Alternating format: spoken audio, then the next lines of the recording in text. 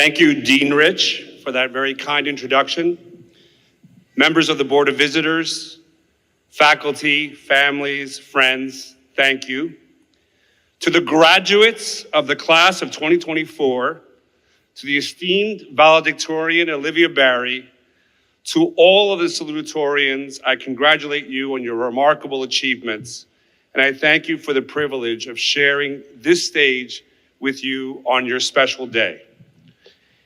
It is an honor to be here addressing the Colin Powell School of Civic and Global Leadership. When I was coming here this morning, it felt like I was coming home. I spent my early childhood not far from here in the Castle Hill projects in the Bronx.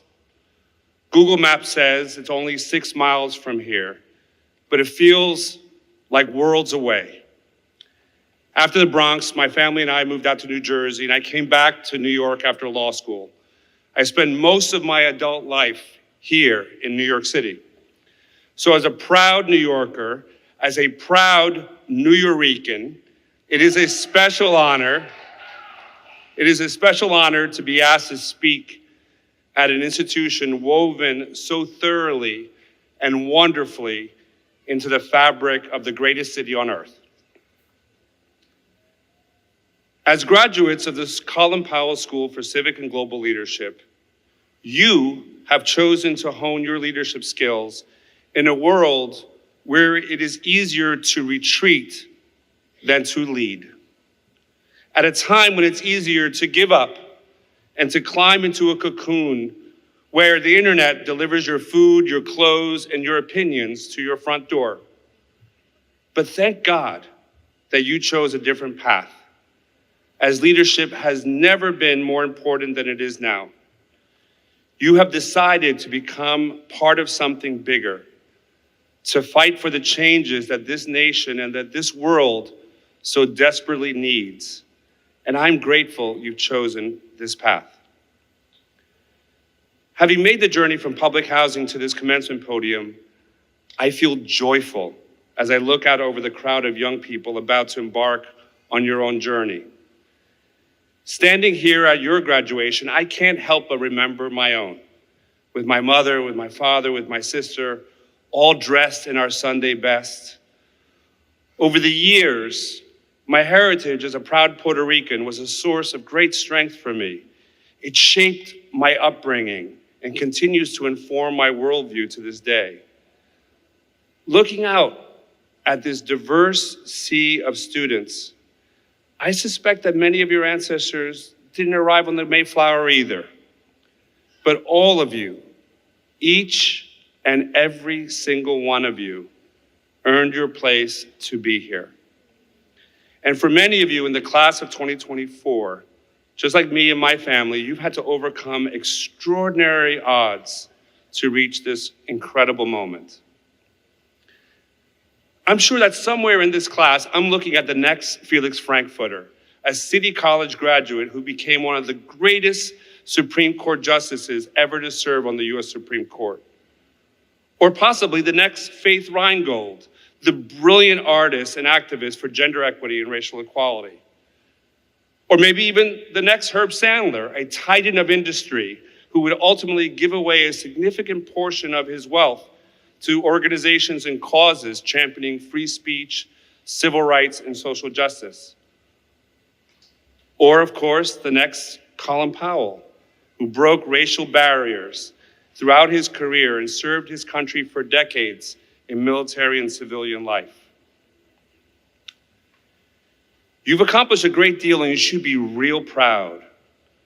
But let's also remember to give credit to the folks who helped you along the way. Your friends, of course, your professors and administrators at City College,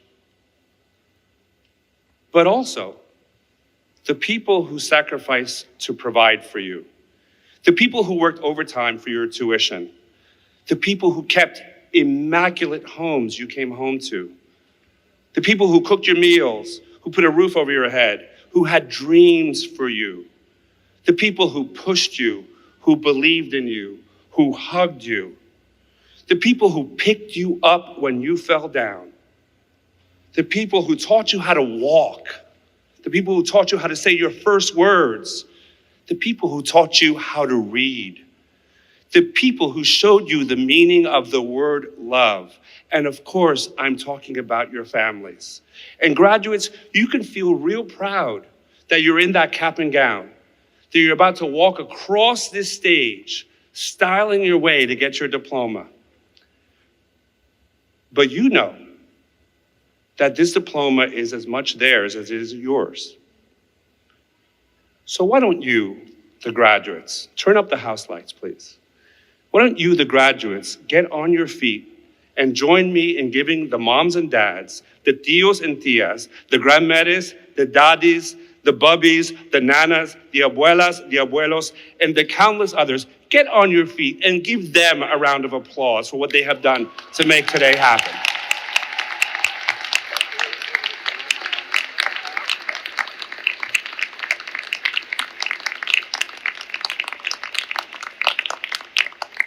Since we're talking about people, thank you. Since we're talking about people who support us along the way, I'd like to say a few words about someone who chose to be a part of my journey.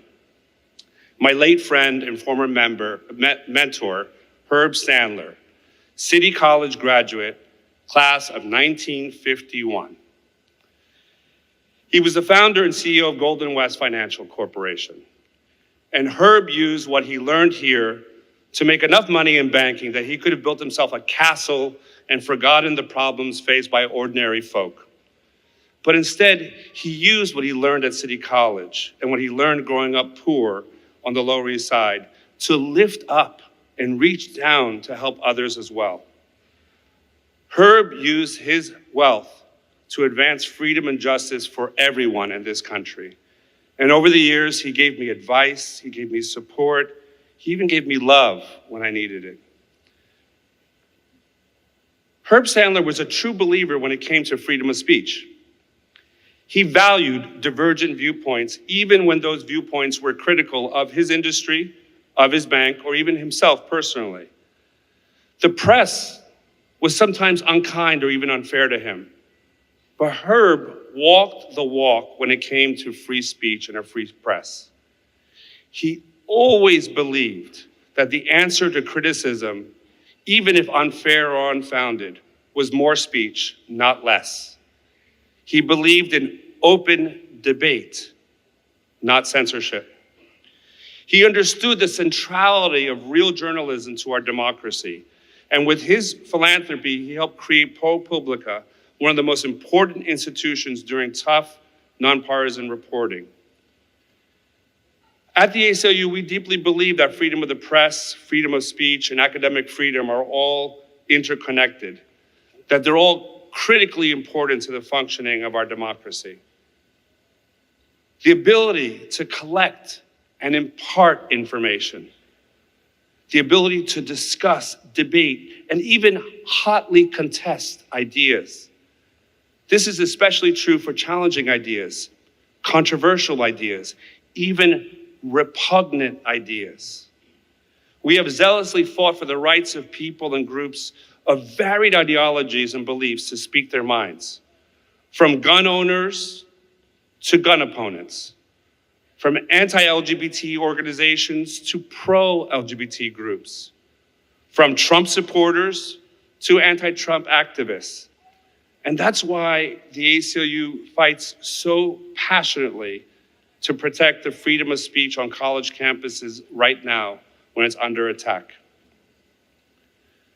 As a domestic organization, the ACLU takes no position on wars between foreign countries, never have and don't now.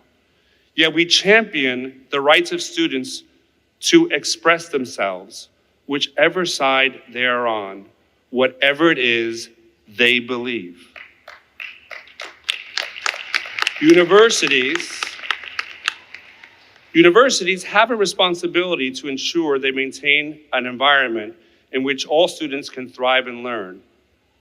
But it's not the university's job to protect students from hearing or engaging with upsetting or even hurtful ideas. In fact, it's the university's job to prepare the leaders of tomorrow by exposing them to challenging worldviews, competing analyses. The leaders of tomorrow You, the class of 2024, need to be comfortable with the contestation of facts and the clash of ideologies. Sometimes it's a hard line to walk. As passionately as students care, free speech is not a license for violence or property destruction or physical intimidation or harassment of other students. And as worried as administrators are, they must respect their students' free speech rights and honor the long and important tradition of student campus activism. That means that universities must not single out particular viewpoints for censorship, discipline, or disproportionate punishment. Whether students carry Palestinian, Israeli, or American flags, whether they are progressives, moderates, or conservatives, everyone must be accorded the same rights and accept the same responsibilities. And universities have an obligation to protect students from discriminatory harassment and violence. And this year, too many universities have failed to meet this obligation to their Jewish, Muslim, Arab, Israeli, and Palestinian students. And most fundamentally, the universities must not penalize students for expressing their viewpoints, even if they do so in deeply offensive terms. They can, of course, enforce and announce reasonable, content-neutral, time, place, manner policies on protesting activity, but they must leave ample room for students to express themselves. And I think most tellingly, universities must also recognize that armed police on campus can endanger students, especially students of color, and that should be a measure of last resort.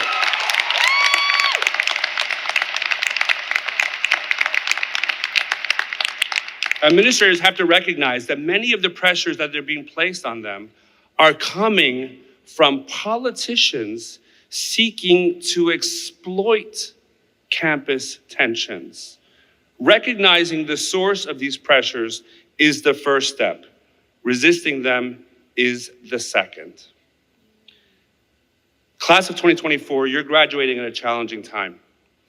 No one would blame you if you wanted to reconsider your career in leadership or public service right now. But I'm guessing that's not going to happen. You are New York City tough. You are City College trained. You follow in the footsteps of Frankfurter, Rheingold, Sandler, and Powell. You are meant for more. Much has been given to you, and even greater things are expected from you. Reach out and make a difference in people's lives, just like your parents and your professors did. Get off the beaten path. Discover new communities. Respect and engage with people whose passions and opinions differ from your own.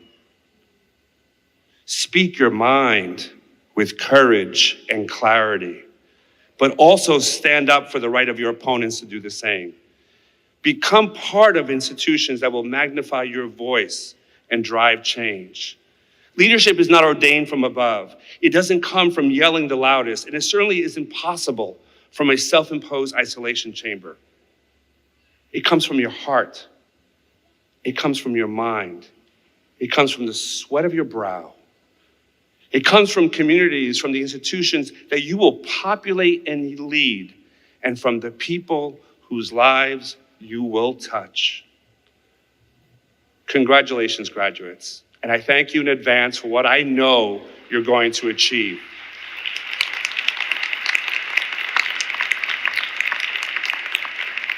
The world desperately needs the 2024 graduates of the Colin Powell School for Civic and Global Leadership. It will be thrilling to watch you rock it. And now give yourselves the round of applause you so deeply deserve. Thank you.